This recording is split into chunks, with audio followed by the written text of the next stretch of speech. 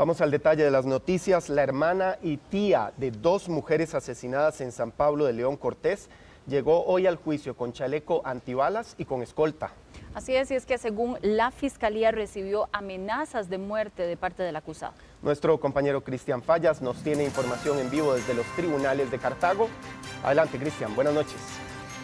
Hoy fue un juicio lleno de emociones porque entre los testigos que presentó el Ministerio Público están el hermano y hermana de la fallecida y tíos de la menor también asesinada, de acuerdo a esta investigación, el 20 de julio del año 2020, en plena pandemia, en el sector de San Pablo de León, Cortés, donde los bomberos llegaron primero a atender el incendio en una vivienda y efectivamente se encuentra la estructura totalmente envuelta en llamas, pero luego trasciende el hallazgo del cuerpo de madre e hija en un barranco. Después se detiene a quien fuera la pareja de la madre y también el papá de esta menor por el homicidio. De acuerdo a la investigación, a las autopsias que se realizaron, ambas fallecieron producto de golpes contundentes y por eso se está acusando por parte del Ministerio Público a este sujeto de apellidos Ríos Garro de 5 delitos. El día de hoy ya declararon entonces los dos primeros testigos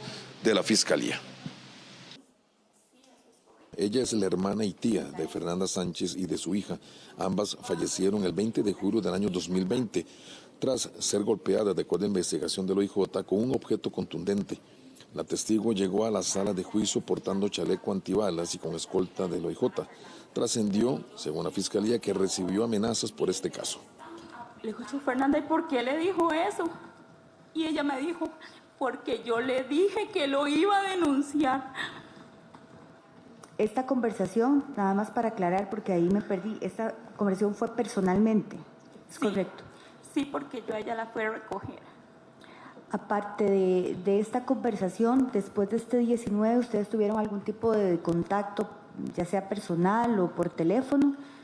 El último día que yo vi a mi hermana Fernanda y que pude compartir con ella fue ese día, el domingo 19 de julio, cuando ella me comentó todas estas cosas. El primer testigo de cargo fue el también hermano y tío de las fallecidas, quien narró cómo se dio cuenta de la noticia. Y en ese momento me ingresa una llamada de mi hija, llorando, completamente destrozada. Está casi silenciada, pero yo sé que está ahí, entonces algo está pasando. Yo le digo, mi amor, ¿qué pasa? ¿Qué está pasando? ¿Sucedió algo? Entonces ella me dice, sí, es que mataron a Nana y a Ray y quemaron la casa, hay un incendio en la casa. La defensa de Ríos Garro, acusado por 5 delitos, entre estos femicidio, homicidio calificado e incendio, adelantó algunas de las molestias por algunas pericias que solicitaron previo al debate. Presenten algunas deficiencias que ya las haremos ver en su momento frente al tribunal, pero con el tema del derecho penal pues hay que ser muy prudente, ¿verdad?, a la hora de emitir argumentos, criterios, y no debemos olvidar que estamos en un estado que cobija a la persona imputada en un estado de inocencia, es decir, hasta que exista juicio y sentencia firme podríamos estar hablando de una responsabilidad penal. En el momento lo que tenemos es una investigación que considera esta representación ha sido deficiente en algunos aspectos que, como les indico, lo haremos ver ya en una etapa posterior dentro del debate.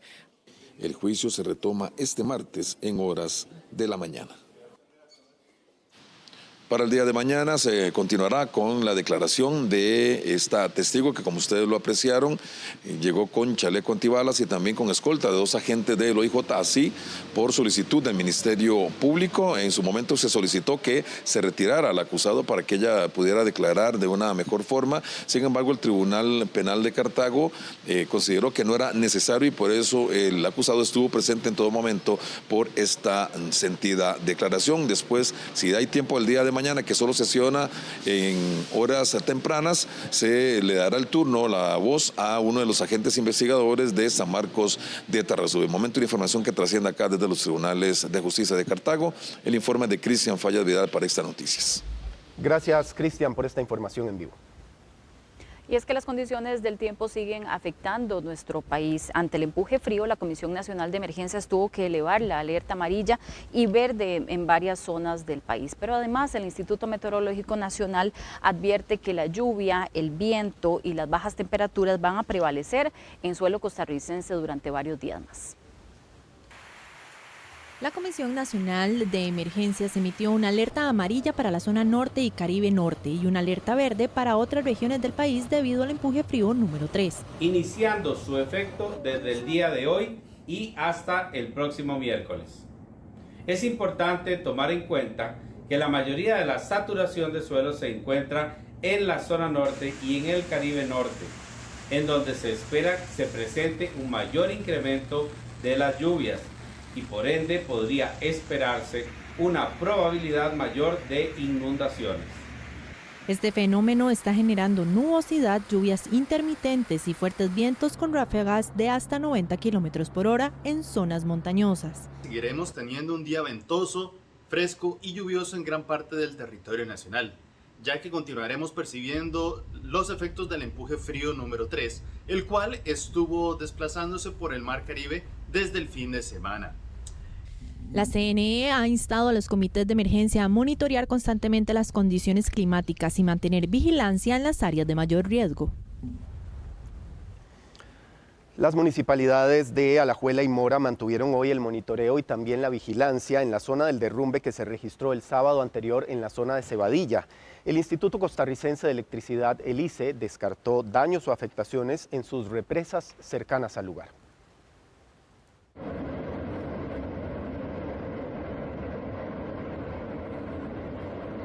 Luego de este deslizamiento registrado el sábado anterior en Cebadilla de Alajuela, este lunes continuó la tarea de seguimiento y monitoreo, tanto en la margen alajuelense como la que colinda con Valsilla de Mora, sobre el río Vidilla. Con esta publicación en Facebook, la Municipalidad de Alajuela detalló que siguen muy de cerca lo que pasa en la zona, mediante el Comité Cantonal de Emergencias. La labor de monitoreo permitió determinar que el derrumbe no provocó mayor repercusión, más allá de la acumulación momentánea de material en el río.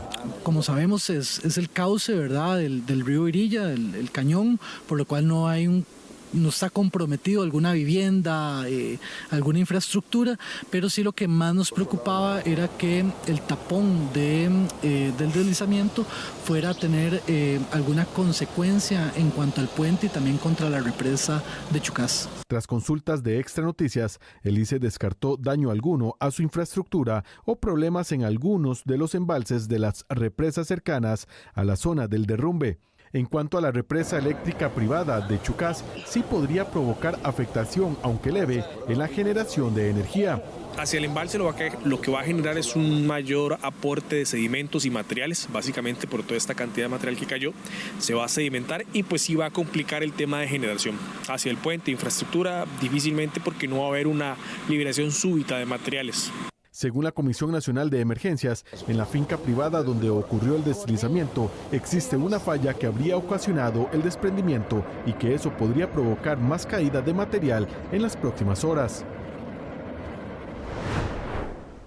Y este lunes se cumplió el 5º día de la búsqueda de 2 pescadores limonenses. El Servicio Nacional de Guardacostas recibió la alerta el jueves anterior sobre una lancha de pesca artesanal que zarpó de Cieneguita. Era tripulada por un hombre de 75 años y 2 hermanos de 60 y 56 años de edad. Este último pescador logró llegar a nado hasta la costa en el sector de Cahuita, según indicó la policía.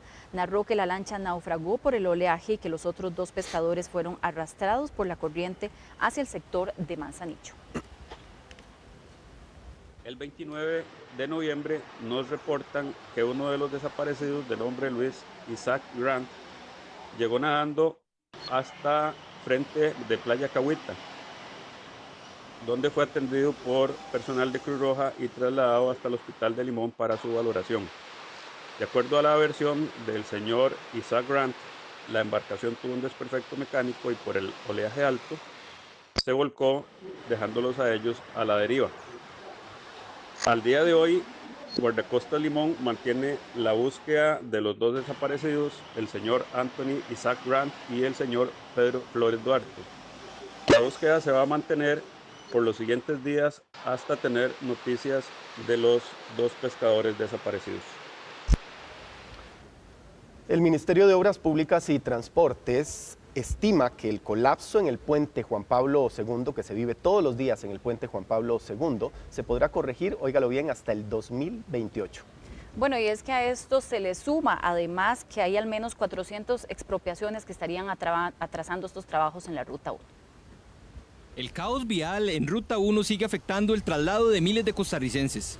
Las personas ven como un sacrificio transitar entre San José y Alajuela. Ahora más si se debe trasladar hasta San Ramón. Aquí es casi imposible hacer que exista una solución.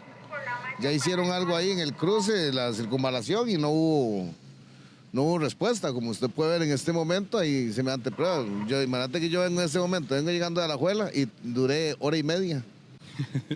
A como va el país, digamos, se ocupa que sea lo más pronto, ¿verdad? Pero va por buen camino y por lo menos está proyectado.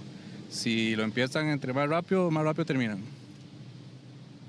Esto dijo Mauricio Batalla esta mañana en la comisión de Alajuela, refiriéndose a cuándo sería que las condiciones mejorarían a la altura de Ruta 1 en el Juan Pablo II. Y igual para Juan Pablo II. Y la solución definitiva va a estar seguramente para 2028. O sea, va a durar un poco más porque hay que pasar todo este proceso.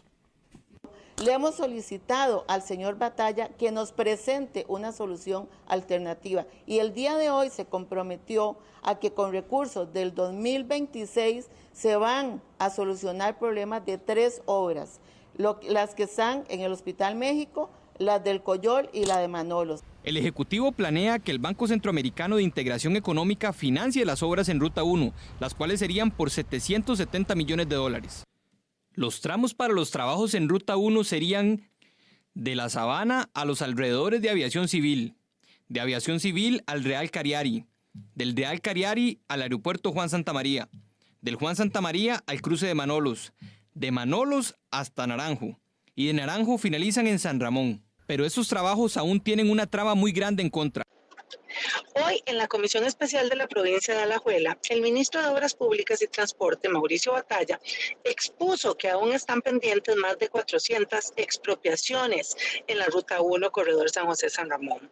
Asimismo, señaló que el plan que se tiene desde el MOP es realizar unidades funcionales con el fin de expropiar de acuerdo con las etapas de construcción del proyecto. Ahora queda esperar si el financiamiento al BESIE sería aprobado por el Poder Legislativo para así dar inicio a lo pensado por el Ejecutivo según sus fechas. Los trabajos en Ruta 1 continúan. Precisamente en Belén se está construyendo una rampa de mejor y mayor acceso para esta comunidad herediana, donde a la altura de la ribera se podrá realizar un ingreso directo a la autopista General Cañas. La extensión de dicha rampa de acceso a Ruta 1 es de 330 metros y se espera que los trabajos estén finalizados en aproximadamente 3 semanas. La obra, que tiene un costo de 606 millones de colones, aún cuenta con trabajos pendientes de cañerías, colocación de la capa asfáltica y demarcaciones. Para esta semana tenemos un avance muy importante en lo que es el proyecto de construcción de la rampa en el cantón de Belén. Esta rampa es un acceso que se está construyendo hacia Ruta 1, lo que sería General Cañas, a lo que sería a la altura de lo que es Corbel o justamente por donde está la salida de la Firestone. La idea es con esta rampa poder tener un acceso directo para la gente que va saliendo del cantón de Belén hacia lo que sería San José. Debemos recordar que la inversión es de 606 millones de colones, que ya estamos a prácticamente unas 3 semanas de estaría, digamos, lo que es finalizar la actividad como tal, la construcción de la obra, y actualmente estamos muy enfocados en lo que es finalizar los sistemas de evacuación pluvial y sobre todo que esta semana comenzaría con lo que es ya la etapa final de la estructura de pavimento. Bueno, y a propósito del caos y el colapso de las carreteras ante el faltante de 400 oficiales de tránsito, los usuarios esperan hasta 8 horas para la atención de accidentes u otros incidentes. Así es, y no es solo eso lo peor, sino que algunas delegaciones incluso están trabajando con 2 oficiales por turno.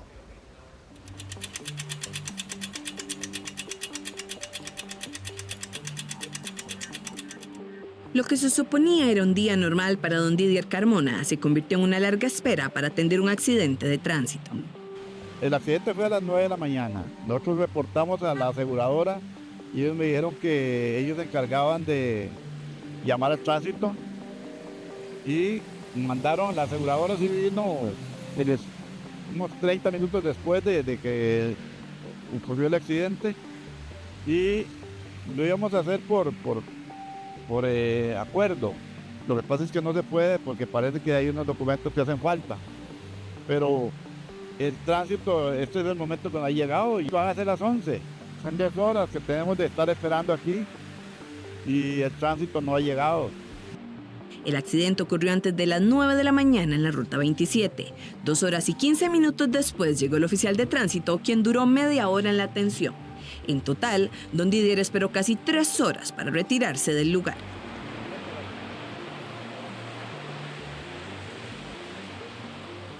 Estamos tardando alrededor de 1:30, 2 horas muchas veces en llegar al lugar de la colisión. A veces tal vez podemos durar un poco menos nosotros para trasladarnos, pero cuando llegamos a la colisión, ya la colisión tiene 3, 4 o 5 horas. Eso depende del lugar. Por ejemplo, en San José se ha escuchado, digamos, que desplazar a una niña de San José a Puriscal han tardado 4 horas, incluso 6, depende si es el recorrido hasta Parrita, la calle que conecta Puriscal con Parrita. En lugares como Alajuela, igual, depende también si es hora pico, hay más colisiones, entonces se tarda entre 4, 5, 6 horas. 623 oficiales de tránsito son los que atienden los más de 51.000 kilómetros cuadrados del territorio nacional. De ellos, solamente 559 trabajan en las 26 delegaciones de todo el país. Con esta cantidad de oficiales, ¿cómo trabajan las delegaciones? Conozcamos el caso de la delegación de Alajuela, que tiene apenas 12 oficiales. Por turno trabajan de 2 a 3 oficiales. Un día como el 5 de noviembre, laboraron 2 policías, uno en base, otro patrullando por los 14 distritos, es decir, en una extensión de 392 kilómetros cuadrados. El 5 de noviembre se reportó un accidente en el límite de Puacito de Alajuela.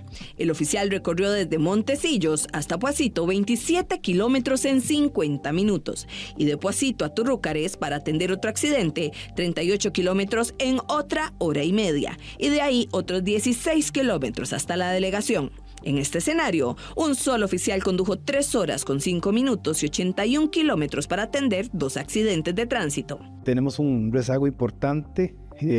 Deberíamos tener una fuerza de tarea de aproximadamente 1.000 oficiales. Actualmente tenemos 625 oficiales en 5 turnos, de manera tal de que eso también tiene que ver mucho con la capacidad que tengamos a la hora de atender un incidente, por atender lo más expedito este tipo de situaciones, pero al final también se nos vuelve un poco complejo, porque también los oficiales se tienen que desplazar de un punto A a un punto B y a veces tienen 2 o 3 incidentes antes de poder atender otro incidente.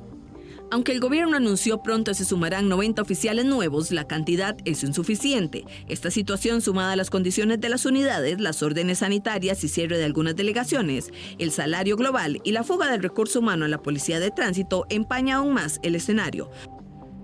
Conozca los detalles en nuestra próxima entrega.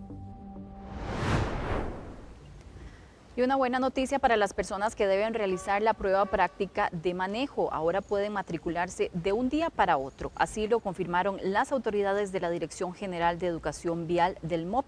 Esta facilidad se mantiene en la sede de San José para lo que resta de este año y enero del 2025. Además, detallaron que quedan algunos espacios en las 12 sedes ubicadas en todo el país. Se recuerda que para matricular es obligatorio contar con las credenciales activas, el pago de la prueba que es de 5.000 colones y para realizarla deben ingresar al sitio web del COSEBI.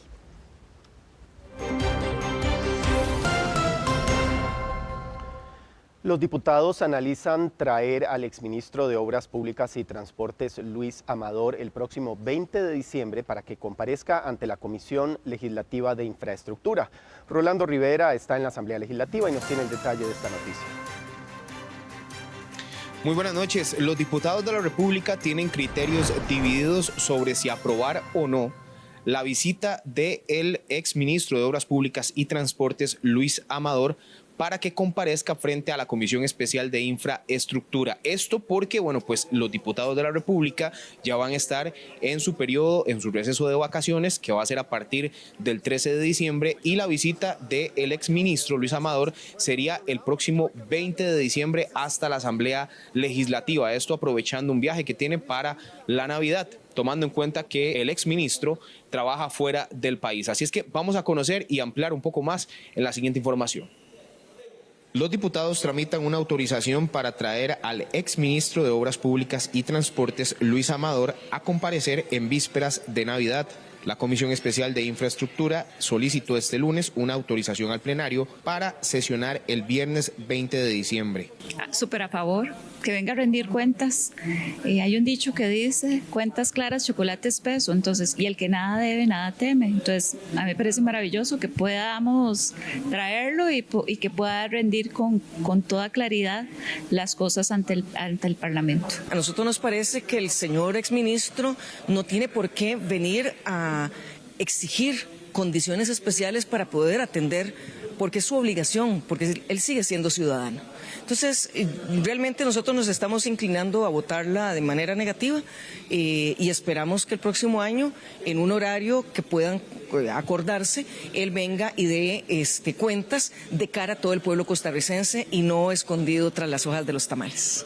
La intención es recibir de manera presencial al ex jerarca para que se refiera a los cuestionamientos denunciados por el presidente de la República, Rodrigo Chávez, en la adjudicación de obras de rehabilitación de la pista del aeropuerto Daniel Oduber en Liberia. Estoy completamente de acuerdo. Yo creo que tiene que venir a rendir cuentas, primero por el estado de situación, lo que sucedió en la pista del aeropuerto Daniel Oduber, y también hay ciertos temitas principales, la Ruta 32, que él, cuando empezó esta administración, era el ministro de Obras Públicas y Transportes, y tiene que venir a decirle a los costarricenses cuál era su agenda de trabajo, por qué él realizaba lo que hacía, por qué tomaba esas decisiones y quién le daba las órdenes a seguir. Se debe tomar en cuenta que el Congreso sale a vacaciones el próximo 13 de este mes.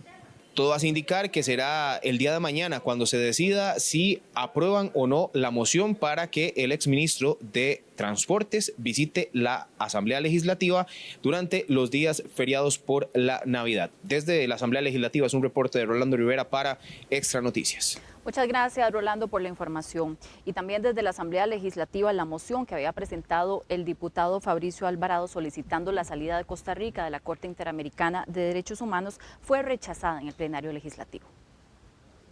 Con tan solo 8 votos a favor, los 6 de su fracción y 2 del Partido Unidad Social Cristiana, y 33 votos en contra, se rechazó la solicitud del diputado Fabricio Alvarado de que Costa Rica debía abandonar la Corte Interamericana de Derechos Humanos. Esto, según él, si esta entidad falla a favor del caso Beatriz versus El Salvador, que tiene que ver con el aborto y su legalización en ese país. Yo acabo de votar en contra. Yo creo que es importante que exista una Corte Interamericana que defienda los derechos. Acá para mí se está como mezclando dos cosas. Una que es un caso de la joven de la señora en El Salvador y este aspecto. Creo que eso no justifica para salirnos de la Corte Interamericana. Según Alvarado, en caso de que la Corte apruebe la legalidad, eso sería vinculante a los demás estados. Los legisladores consideran que la medida era muy drástica. La Asamblea Legislativa tomó la decisión correcta y es rechazar el prestarse para una intromisión, para un órgano que primero es una corte, que nosotros no podemos desde fuera ir a obligarles a tomar una posición en ninguna dirección, y por supuesto también la amenaza además que hacía la moción de salirnos del sistema interamericano de derechos humanos nos parece muy inadecuado y bueno, en buena hora que creo que todos los partidos, casi todos los partidos lo entendieron así. Según el diputado Alvarado, la Corte no respeta la autonomía de los poderes de la República y quiere imponer temas como el aborto. Pese a esto, su iniciativa no alcanzó el apoyo que esperaba. Aún se está a la espera del fallo de la Corte Interamericana de Derechos Humanos en el caso Beatriz.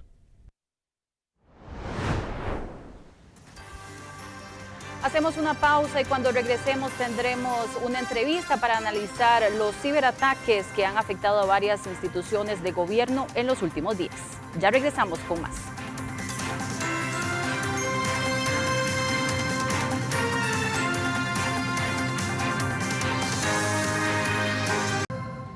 Gracias por continuar con nosotros. Como veíamos antes de titulares, el MISID confirmó ataques de ciberseguridad a Recope, a la Dirección General de Migración y Extranjería y a una televisora privada. La institución menciona que en 2023 cerraron el año con más de 700 millones de ciberataques y que son muy frecuentes en la actualidad. Costa Rica enfrenta una ola de ciberataques que ha afectado a Recope, Migración y Extranjería y a una televisora nacional.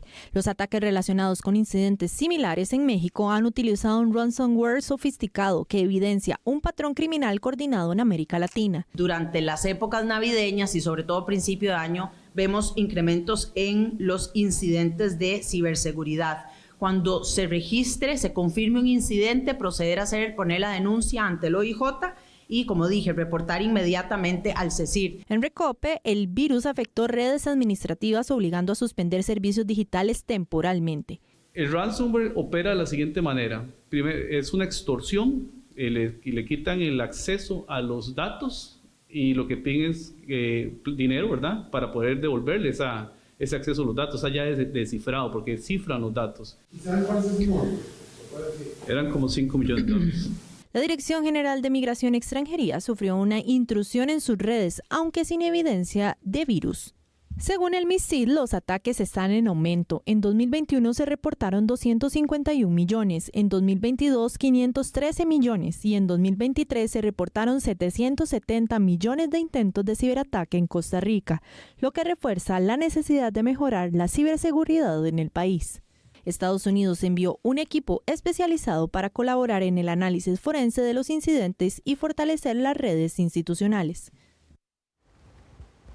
Bueno, y justamente para analizar los alcances de este último ciberataque a instituciones de gobierno, invitamos acá al estudio al experto en ciberseguridad Esteban Jiménez, que nos acompaña en vivo. Muchas gracias, Esteban, por su compañía. Muchas gracias, Alejandro, un gusto. Quisiera empezar porque nos explique cómo funcionan este tipo de ciberataques que funcionan, según veíamos en la información introductoria, por ransomware. Bueno, ransomware es una infección informática. Efectivamente su nombre es ransom porque es rescate y ware de software. Entonces la infección o el programa informático se especializa en secuestrar archivos, básicamente. Tiene una capacidad para poder impedir que los usuarios ingresen a carpetas o a programas, prácticamente poniéndoles un candado y luego pidiendo un rescate para devolver la llave. Ese fue el caso justamente que se presentó en nuestro país. Hoy decían las autoridades que en el caso de la Dirección de Migración y Extranjería fue solo una intromisión al sistema, pero en estos casos está pidiendo la organización de ciberdelincuencia, está pidiendo un rescate de esa información de Recope por $5 millones. Sí, ya ha sucedido aquí en el país. Recordemos que en el caso de Hacienda también se pidió un monto cercano, alrededor de entre 5 y 10 millones de dólares para devolver la información. Hemos visto este tipo de rescates ya cada vez con más frecuencia, lastimosamente, aquí en Costa Rica, pero efectivamente responde a una campaña regional que viene afectando desde México hasta Brasil. Específicamente este grupo opera mucho en Colombia, México y Brasil. ¿Por qué razón se dan los ciberataques a veces de forma simultánea? Porque vemos que hay características similares del ataque en Costa Rica y el ataque en México también. ¿Por qué se dan de forma simultánea? Bueno, tenemos que recordar que esto es una herramienta. La herramienta se llama RAT. RAT es básicamente una capacidad que le da al software de ingresar a un sistema de forma remota. Y estos software, específicamente Ransom Hub, ¿verdad?, viene siendo de otra categoría adicional que se conoce como Ransomware as a Service. ¿Qué quiere decir esto? El Ransomware as a Service es una plataforma que se puede adquirir en línea. Entonces, los que hacen la intrusión no son los desarrolladores de la herramienta Ransom Hub, que es el software que cifra malicioso y que secuestra los archivos. No, son grupos afiliados, es decir, personas o pequeñas organizaciones que son los que realmente ingresan por primera vez. Se decía que no consideraron en ningún momento la posibilidad de pagar el rescate de esta información. pero ¿qué factores debe tomar en cuenta un gobierno para decidir si procede a pagar el rescate de esta información o no? Porque hay países que sí lo hacen. Claro, y tenemos el caso del Colonial Pipeline en los Estados Unidos, en donde todo el abastecimiento de petróleo de la costa este de los Estados Unidos se vio comprometida, y esto aplica un problema porque estamos frente a o pagar 5 millones de dólares o dejar a todo un país sin una capacidad de poder bombear gasolina, ¿verdad? En un caso interesantemente similar a lo que pudo haber sucedido en Recope. Y entonces este problema de Colonial Pipeline, por ejemplo, incrementó tarifas a nivel global. Entonces, cuando se pone en perspectiva, y especialmente estos grupos de ataque que son especializados en ataque a infraestructura crítica, vemos que el tema del pago se tiene que poner en una balanza. ¿Qué es mejor? Si se pueden resolver los problemas con los sistemas o comprometer a un país completo, una economía o vidas humanas. Eso es lo que normalmente se pone sobre la balanza. ¿Qué tan vulnerables son nuestros sistemas como para que pudiéramos vernos eventualmente en una situación como esa? Pues tenemos una vulnerabilidad importante en Costa Rica. Desgraciadamente, el tema de la inversión en ciberseguridad no necesariamente es lo que tienen en mente la mayoría de gerencias o administraciones, y vemos que pues realmente de ahora en adelante todos estamos conectados a Internet. Es básicamente una necesidad fundamental de proteger nuestros sistemas en el Internet, porque todo lo que nosotros hacemos depende de un sistema de información en estos momentos. Bueno, justamente en este momento quiero incorporar vía Zoom al señor Géser Molina, que es director de ciberseguridad del Ministerio de Ciencia, Innovación, Tecnología y Telecomunicaciones, el MICIT, quien participó también hoy en la conferencia de prensa. Don Géser, muchísimas gracias por acompañarnos. Yo quisiera entrar a hablar con usted sobre qué cambió desde el 2022, abril, mayo del 2022, cuando asumía labores este gobierno y sufrimos uno de los ataques cibernéticos de mayor impacto o alcance en las instituciones de nuestro país, y me refiero propiamente al Ministerio de Hacienda y a la Caja Costarricense del Seguro Social. ¿Qué cambió desde entonces y a la fecha? Ok, muy importante, ha cambiado bastante el panorama, pero también tenemos que ver que igual que este panorama va evolucionando día con día, ese tipo, digamos, de ciberataques es cada vez más común. Ya bien lo indica el World Economic Forum, que la inseguridad cibernética es el segundo riesgo a nivel mundial. Desde esta administración ya ahora contamos con 21 personas, una Dirección Nacional de Ciberseguridad con 21 personas, con mayor capacidades. Antes solo teníamos 3 personas de 8/4, ahora tenemos 24/7 y los 365 días del año. Y es importante indicar que estas atenciones de estos incidentes lo ha tomado el CECIR Nacional, y ha atendido estas de emergencia y ha podido contener esos ataques, ¿verdad? Porque es importante ver cómo las organizaciones y las instituciones ya ahora pueden contar con un CECIR para poder contener este tipo de acciones y poder restablecer lo más pronto posible en conjunto con los de IT de las instituciones los sistemas. Ahora, sin embargo, como vimos también en la nota inicial, en 2021 fueron 251 millones de ataques, en 2022 se duplicaron y al final del 2023 se triplicaron, casi llegando a 770 millones de ciberataques a nuestro país. ¿Son insuficientes los recursos o los esfuerzos que se están haciendo desde el gobierno para controlar este tema?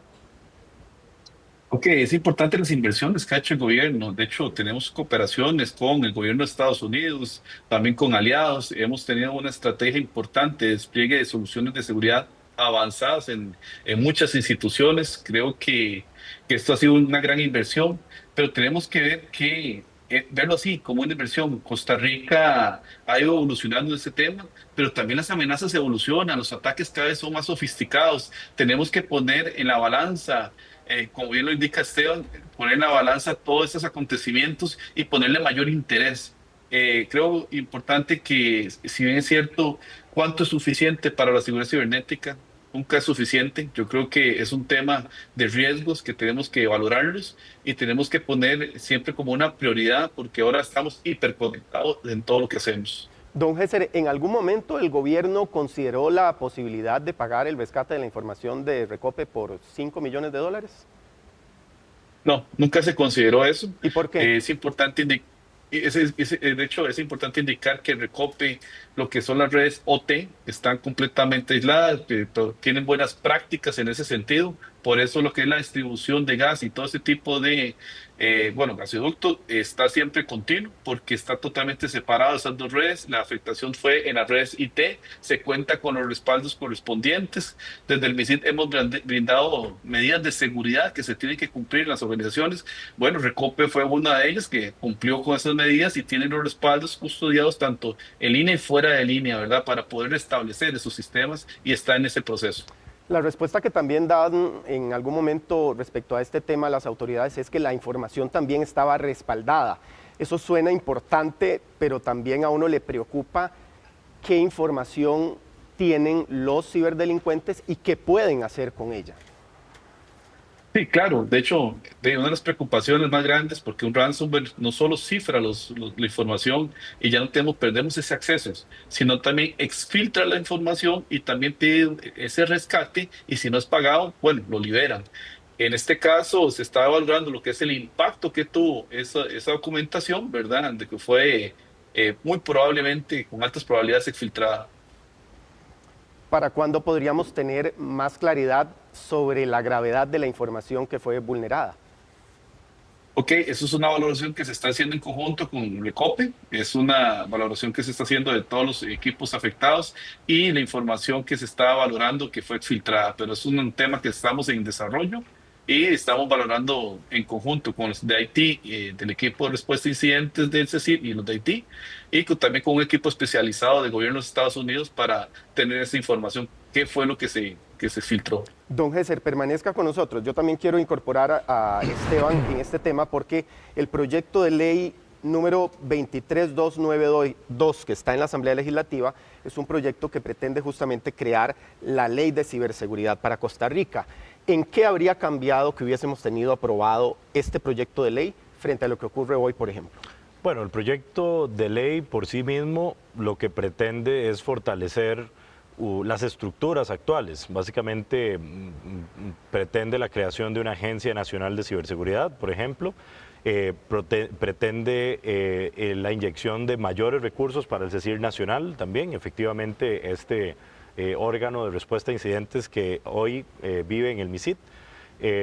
Pretende también la creación de un nuevo régimen de infraestructura crítica informática a nivel nacional, donde vamos a poder identificar con mayor precisión quién controla qué tipo de infraestructura, quién tiene un grupo de equipos tecnológicos, por ejemplo, que administran las líneas las plantas eléctricas, el bombeo de agua en el país, los hospitales, y también crear un registro de incidentes nacional para poder tener estadísticas y un registro histórico de lo que ha ido sucediendo con respecto a los ataques informáticos. Esto nos va a permitir también a nivel país poder compartir más información con agencias internacionales y con otros gobiernos y también poder dar a los tomadores de decisión a nivel nacional en el territorio nuestro una mejor información para tomar decisiones, digamos, en sus organizaciones, ya con números que hoy no tenemos, porque hoy carecemos de muchas estadísticas para poder ir un poco más adelante de este tipo de ataques, ¿verdad? ¿En qué estatus se encuentra este proyecto de ley y por qué no se ha aprobado? Bueno, el proyecto de ley está en la Asamblea Legislativa, efectivamente, simplemente ahorita está en un proceso, un trámite legislativo, puede ser convocado en cualquier momento, eso lo sabemos, de hecho el mismo Gesser ha participado en una gran cantidad de rondas para poder fortalecer este proyecto, igual participantes del sector privado hemos participado en la creación de este proyecto y esperamos que efectivamente pues sea un beneficio para el país tener una estructura más fortalecida para poder responder con mayor coordinación y con mayores recursos a este tipo de amenazas modernas. Don Gesser, ¿hay intención del gobierno por promover la pronta aprobación de este proyecto de ley? Sí, por supuesto. De hecho, desde el gobierno se ha intentado, ¿verdad?, contar con un proyecto de ley contar con la ley de ciberseguridad, que esto le brinda mayores capacidades a la Dirección Nacional de Ciberseguridad, ya que lo que es infraestructura no solo es de parte del gobierno del Ejecutivo, sino que tenemos infraestructura crítica, ¿verdad? alojado en proveedores terceros, ¿verdad? Infraestructura privada, por así decirlo, que brindan estos servicios.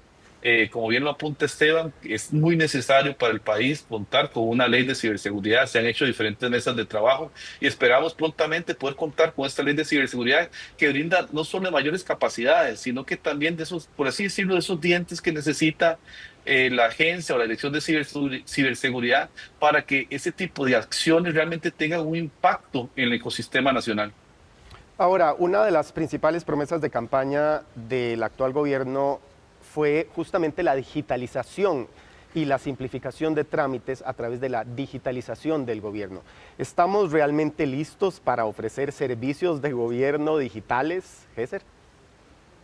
Claro, de hecho, por supuesto, de hecho la Agencia Nacional que es el Gobierno Digital ya también se ha robustecido. Hay que ver que en MISID ya hubo una gran inversión también en personal. Vemos cómo pasamos de 2 personas en la agencia de gobierno digital ya a todo un grupo de personas, a tener realmente una agencia en la Dirección de Ciberseguridad. Después de tener solo 3 personas de 8 a 4 de lunes a viernes, ya contamos con 21 personas los 365 días del año, 24/7, y con especialistas que se están formando y también están formando a los diferentes tipos, desde profesionales de IT en las instituciones.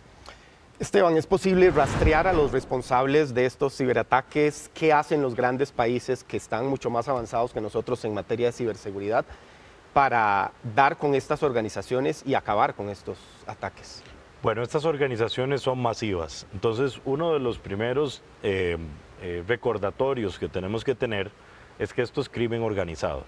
Esto quiere decir que la organización que está detrás de estos ataques tiene una estructura organizacional interna seria, es decir, tiene personal a todos los niveles, personal internacional, tiene financiamiento masivo también. Ellos producen software como si fuera una empresa de software enorme, tipo Microsoft o cualquier otra. Cuentan con recursos de gran capacidad. No estamos hablando de la persona sentada en su casa sin mucho que hacer un fin de semana, ¿verdad?, que se pone a jugar con software. Este no es lo que estamos enfrentándonos aquí. Esto es crimen internacional, es crimen organizado. El software y las herramientas que utilizan son de mucha sofisticación y están hechos para infiltrar infraestructuras gubernamentales, para entrar a infraestructuras críticas de energía, de salud. Tenemos que recordar que esto es una batalla continua de las fuerzas de ley. De hecho, este grupo que estamos rastreando en estos momentos y que tiene una campaña activa sobre Costa Rica y otros países de la región, que se llama y se denomina Ransom Hub, es el que ha aplicado esta herramienta en contra de Recope.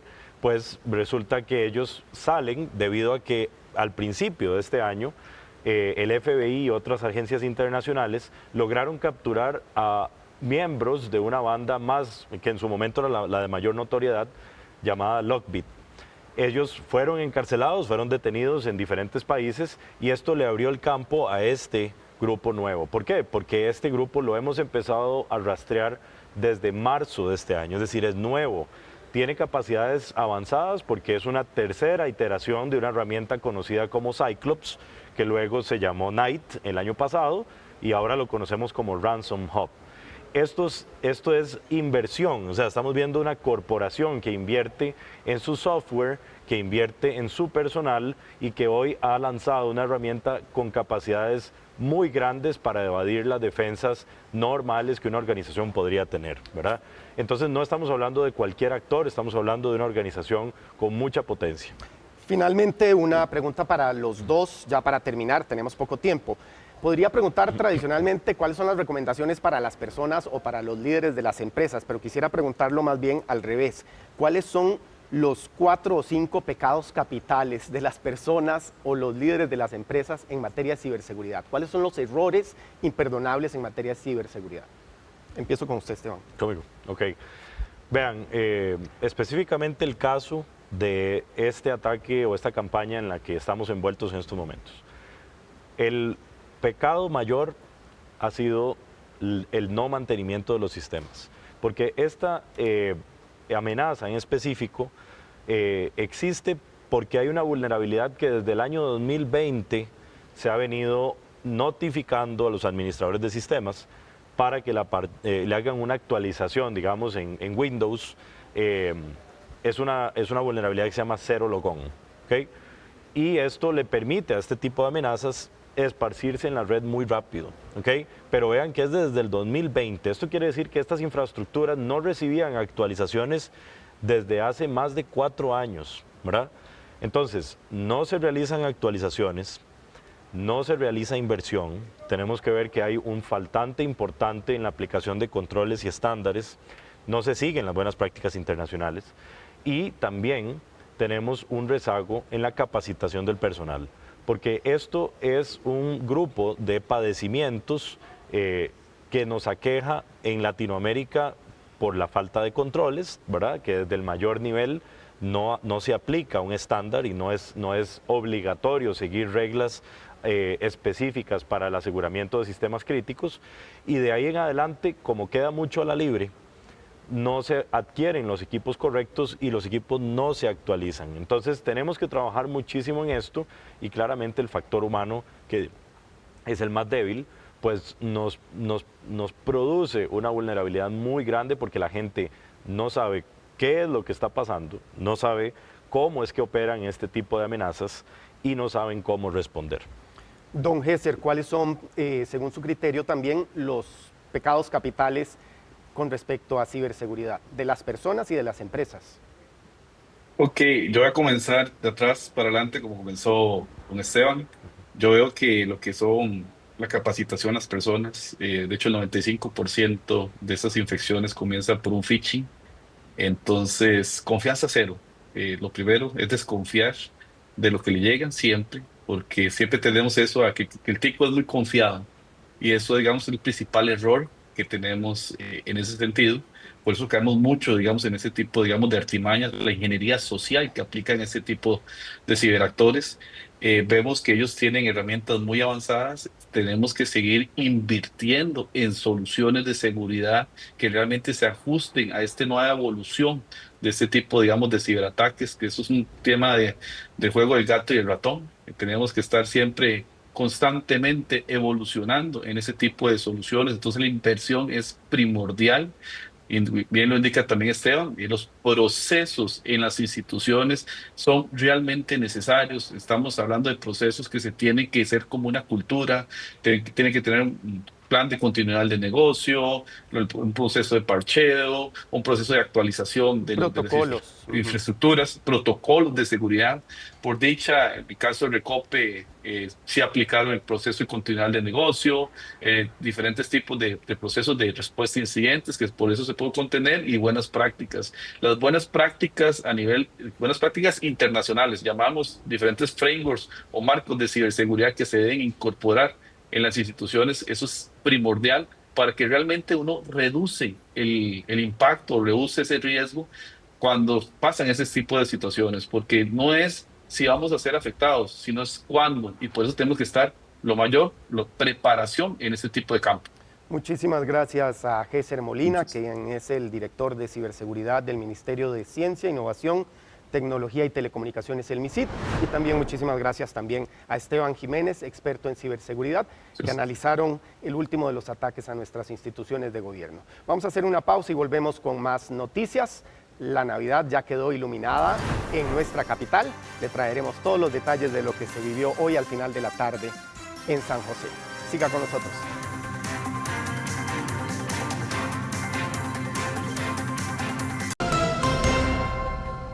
Gracias por continuar informándose con nosotros. Bueno, aunque el clima no parece que estamos como en octubre, estamos en diciembre y es Navidad. Y poco después de las 6 de la tarde quedó oficialmente inaugurada la iluminación navideña en la capital. Así es, los visitantes podrán disfrutarla hasta el 6 de enero. Nuestro compañero Kenneth Rojas vivió toda la celebración y el inicio de esta fiesta en la capital y nos trae todos los detalles. Adelante, Kenneth.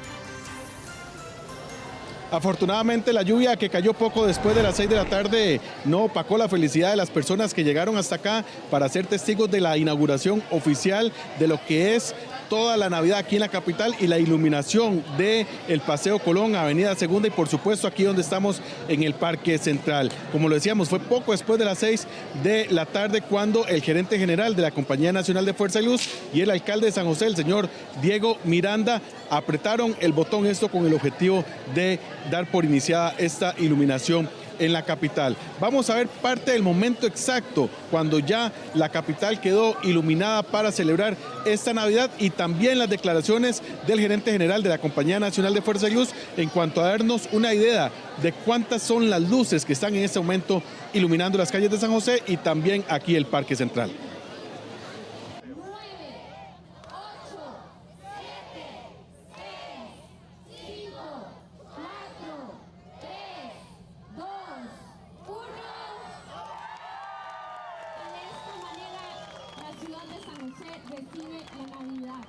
Bueno, la cantidad de lucecitas no la podemos medir, o sea, realmente aquí son muchísimos metros de manguera LED. Realmente todas estas figuras se hacen a través de manguera que se compra diferentes colores de LED para poder decorar las diferentes cosas que hemos colocado. Entonces sí podría decir que sí son millones de lucecitas, cuántas no tenemos idea, pero realmente estas lucecitas para brillar en esta época tan linda como es la Navidad.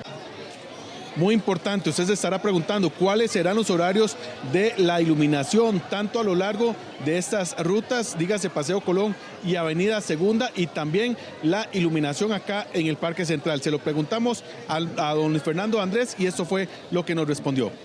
Bueno, la iluminación de las calles y avenidas Paseo Colón y la Avenida Segunda estará desde 6 de la tarde hasta aproximadamente las 6 de la mañana. Eso se controla con fotoceldas, se está durante toda la noche para que la gente lo pueda disfrutar.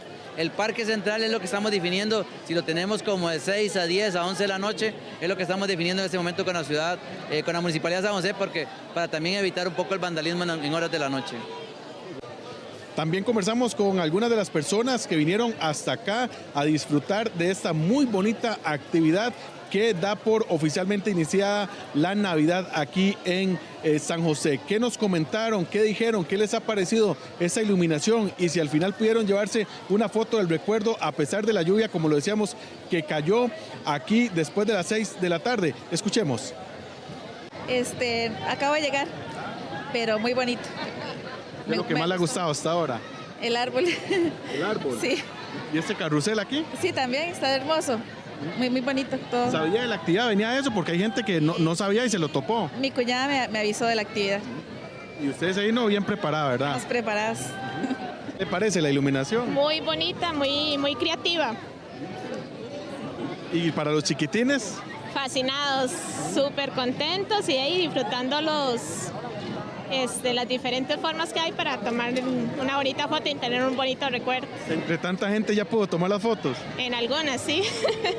¿Qué le parece la iluminación navideña? Está muy linda, yo venía del trabajo y... ¿No sabía? No sabía nada, hasta ahorita lo venimos a ver. ¿Qué le parece el carrusel? Está muy bonito, sí, está muy bonito. ¿Qué se me hizo su hija? Aquí está. ¿La podemos entrevistar? Sí. ¿Cómo se llama usted? Zair. Zair. ¿Qué le parece este carrusel iluminado? Está bonito. Ay, ¿qué le parece el resto de la luz, de la iluminación? Está todo bonito. Yo nunca había visto eso. ¿Qué le parece esos caballitos tan bonitos aquí? Se ven bonitos. Y la invitación está abierta para todas las familias que puedan venir aquí al Parque Central a llevarse una foto del recuerdo con la inauguración de la iluminación a partir de hoy y hasta el próximo 6 de enero, que será el último día cuando ya, al contrario de apretar el botón verde, pues apretarán de manera definitiva el botón rojo para hacer el apagón de toda esta iluminación navideña en la capital. Desde el Parque Central, un informe de Kenneth Rojas para Extra Noticias.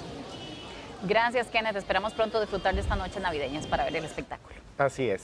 Seguimos con otras noticias. El Grupo ICE hace un llamado para usar inteligentemente la energía eléctrica, pues cerca de un 10% se desperdicia por malas prácticas. Y por este motivo lanzaron una campaña denominada Apagá el Desperdicio.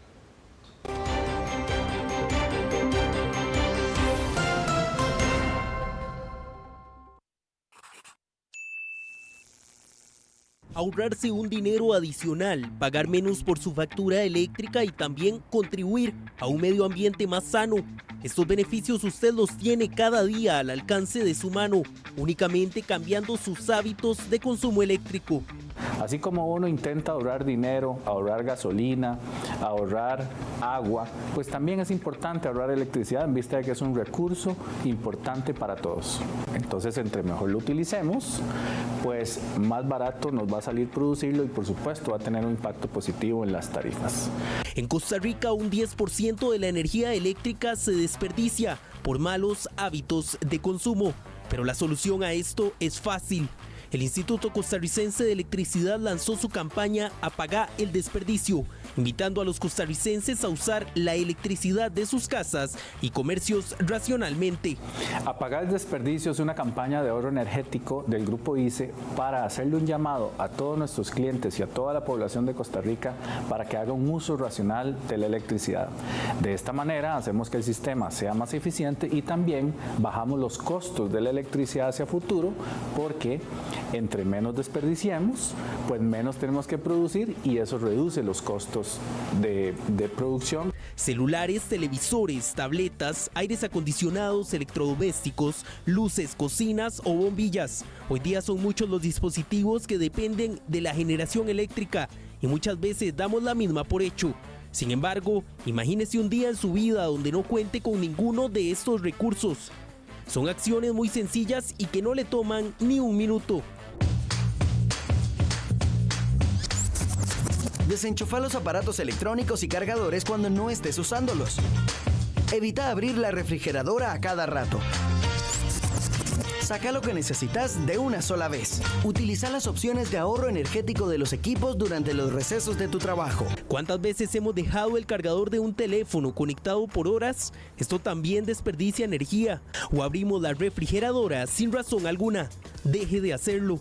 Nosotros producimos electricidad de manera barata y competitiva y los consumidores o los clientes la consumen de manera responsable. Con eso le traemos beneficios al país, al ambiente y a la economía. El ICE ha asegurado por décadas energía eléctrica y de calidad en todo Costa Rica. Sin embargo, miles de consumidores con hábitos conscientes de ahorro energético son el seguro para un país que puede continuar por años con energía eléctrica constante y de calidad. Recordá, utiliza la energía siendo más eficiente. Apaga el desperdicio. Apaga el desperdicio, una campaña de Grupo ICE.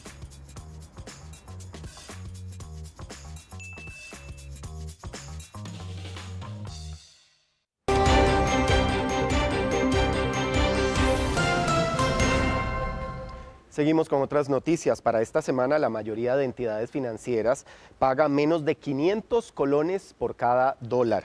Los expertos sugieren que es un buen momento para comprar dólares si usted planea salir del país el próximo año o bien si paga préstamos en esa moneda.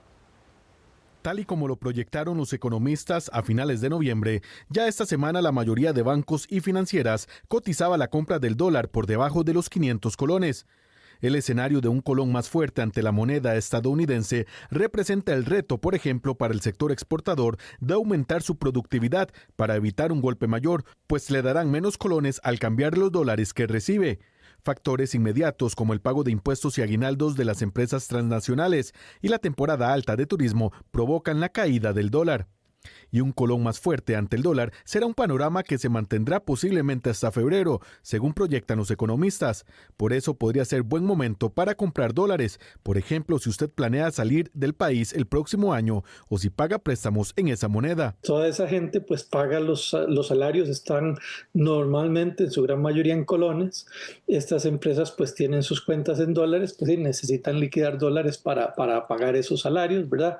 Y entonces, digamos, en el corto plazo, el mes de diciembre, pues típicamente es un mes donde va a haber mucha entrada de dólares. Los bancos y financieras con la compra del dólar menor a 500 colones tienen la venta en ventanilla entre 514 y 521 colones, según la entidad financiera. Y las solicitudes para utilizar el seguro agropecuario del INS se quintuplicaron en un mes. Esto a raíz de la afectación de la emergencia climática de hace unas semanas a los cultivos. Las solicitudes para usar el seguro agropecuario se dispararon ante la afectación generada por las condiciones del clima durante noviembre. Según el Instituto Nacional de Seguros, este insumo pasó de 16 a 75 solicitudes entre octubre y noviembre. Nosotros teníamos para octubre 16 indemnizaciones y para el mes de noviembre llegaron 75 más. Las indemnizaciones pueden llegar casi a los 225 millones de colones entre todos los productores que han presentado hasta este momento su denuncia por daños en sus cultivos. Los cultivos más afectados por esta emergencia fueron el café y el arroz. Cerca de 2.550 hectáreas serían beneficiadas por el pago de este seguro. Sin embargo, según la encuesta nacional agropecuaria del Ministerio de Agricultura y Ganadería, cultivos como el arroz representan casi 13.770 hectáreas, por lo que la cantidad de terreno beneficiado sería de momento muy baja. Que con el seguro el productor puede recuperar la inversión que ha hecho en su parcela y que no logró cosecha. Entonces tiene una pérdida, por supuesto, que va a recuperar a través del seguro. El MAC por su parte alegó que aún se encuentran realizando el listado de afectaciones para posteriormente dar algunos insumos agrícolas a los productores. Este ministerio impulsa una iniciativa para crear un seguro agropecuario sustentado por el Estado. Sin embargo, el proyecto está por ingresar a instancias legislativas. Algunas personas emplearon inteligencia artificial durante este Cyber Monday para estafar a otras. Los expertos brindan recomendaciones para que usted evite ser una víctima más. Usar el rostro de figuras públicas o hasta pantallazos de falsas transacciones bancarias son las modalidades que los ciberdelincuentes usan ahora para timar. Siempre verificar que la página web donde usted ingresó sea la oficial. Adicionalmente, en plataformas tipo Marketplace hay que verificar si el perfil comercial de la persona que ofrece un producto o servicio fue creado hace poco o ya tiene un historial verificable dentro de esa red social. También van a llegar muchos mensajes SMS por correo, por WhatsApp, Telegram e incluso llamadas ofreciendo dinero fácil o bien diciéndole que ha ganado un premio de una rifa o sorteo donde usted nunca participó. Tras las ventas masivas del Viernes Negro en el país, este lunes cientos de comercios aprovechan para dar salida a la mercancía sobrante con el conocido Ciberlunes o Cyber Monday. Sitios web nacionales y globales ofrecen variados descuentos para atraer clientes. Bueno, es muy importante que el consumidor tome previsiones, ¿verdad? Dependiendo del mercado en el que compre. Si compra en línea, tiene que tomar mayores recaudos, mayores previsiones que si compra en un mercado físico. Mercados en línea, recordemos que además existe la particularidad de que no tenemos a disposición el producto, entonces no tenemos cómo revisarlo y por eso es muy importante el seleccionar la opción de pagar contra recibo, ¿verdad? El Observatorio de Comercio Electrónico del Ministerio de Economía, Industria y Comercio ha revisado de previo la publicidad emitida en cerca de 30 anuncios por parte de 20 empresas distintas, donde encontraron algunos incumplimientos en materia de la información suministrada y la claridad del descuento para el consumidor. Situaciones que esperan se estén solventando próximamente. Si usted detecta alguna irregularidad, puede reportarla al WhatsApp 6140-9657. Preste mucha atención porque el cierre fiscal que se aproxima viene con algunos cambios que benefician a las pequeñas y medianas empresas en el cumplimiento de sus obligaciones tributarias. Y además, la sanción por omitir la declaración de renta es de 231.000 colones. El próximo 31 de diciembre es la fecha máxima para que los contribuyentes presenten su declaración por el cierre fiscal ante el Ministerio de Hacienda. Las pymes que tengan la contabilidad al día y van a presentar su cierre tendrán importantes beneficios de cara al cambio de la ley. Es importante que lo que son las MIPYMES tengan presente la extensión de la reducción del impuesto sobre la renta que tienen para este periodo, donde en el caso de las nuevas, los primeros 3 periodos pagan un 0% el impuesto sobre la renta, en el cuarto y quinto año pagan un 25% y en el sexto año un 50%. Pero ¿qué pasa con aquellas que estaban cuando iba finalizando el beneficio? Tienen que revisar si todavía tienen o no tienen derecho. Para la aplicación de estos beneficios, estas empresas deben estar inscritas ante el MEC y el MAC, así como estar en el límite de renta anual establecido de 122 millones. Cuando los patronos, los empleadores pagan ajustes salariales que corresponden a varios meses no se impute para efectos del impuesto sobre la renta todo en el mes que hace el pago, porque normalmente eso que provocaba una mayor imposición en el impuesto sobre la renta al salario. Ahora el patrono puede irlo a asignar bajo la base del devengo al mes que correspondía, rectificar sin que operen sanciones ni intereses a los efectos, lo cual le genera un beneficio fiscal al trabajador. La declaración rectificativa no generará intereses al patrono. Recuerde que la sanción por omitir la declaración es de 231.000 colones.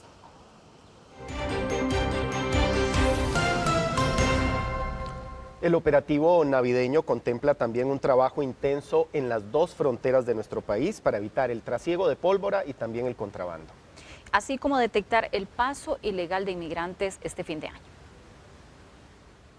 Estas fotografías corresponden a dos hombres que la Policía de Fronteras detuvo el fin de semana en Sarapiquí y Pocosí respectivamente. Ambos tenían orden de captura. Esas detenciones son parte ya del operativo navideño que se implementa desde este domingo en todo el país, labor que incluye ambas fronteras. Al tratarse de límites fronterizos muy porosos y diferentes, las tareas serán muy específicas, por ejemplo en toda la línea fronteriza con Panamá. Abordando todos aquellos temas de flujo migratorio que es aprovechado de estas épocas por estas columnas que se desplazan desde Sudamérica, pero también es aprovechado por algunas estructuras para el tema de contrabando, no solamente de licor y cigarrillos, sino también de otras mercancías. En la frontera norte, la estrategia cambia un poco, principalmente en Peñas Blancas y el puesto de tablillas en los chiles, con la salida y regreso masivo de nicaragüenses para la época navideña y de fin de año. Con respecto a la frontera sur, que sí tenemos muchísimos puntos que son utilizados tanto para la entrada o salida de mercancías y de personas. Entonces, en este momento estamos enfocándonos y que es lo principal en la salida de personas y evitar el ingreso de elementos como pólvora explosiva, medicamentos y algunos otros temas de mercadería de contrabando que son dados a tratar de ingresar a suelo nacional. Por ahí hay un paso bastante grande de personas y muchas veces no propiamente por el puesto migratorio, sino por los puntos porosos que usted decía. Entonces tenemos que trabajar con ellos para poder ya sea devolver a las personas en el rechazo, como lo indica la ley, o devolverlos para Costa Rica para que puedan cruzar la frontera como tiene que ser. En cuanto al operativo navideño en fronteras, la Policía de Migración también refuerza personal en el aeropuerto Juan Santamaría y el Daniel Oduber en Liberia, pues aumenta la cantidad de viajeros hacia y desde suelo nacional. 2 autobuses se quemaron y uno resultó con daños importantes en el plantel